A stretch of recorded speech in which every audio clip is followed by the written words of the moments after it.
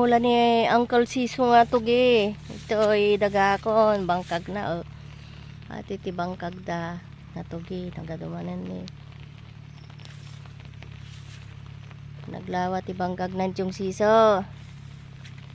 Ito ini nagpinta sa otong. Ito oh. Ano nga bulan lang ato eh, mabalinto ang hininan mga 3 months yata o 5 months, tugi. Oh. Pintas timula dan eh. Dalos. Nadalos, tipong punda.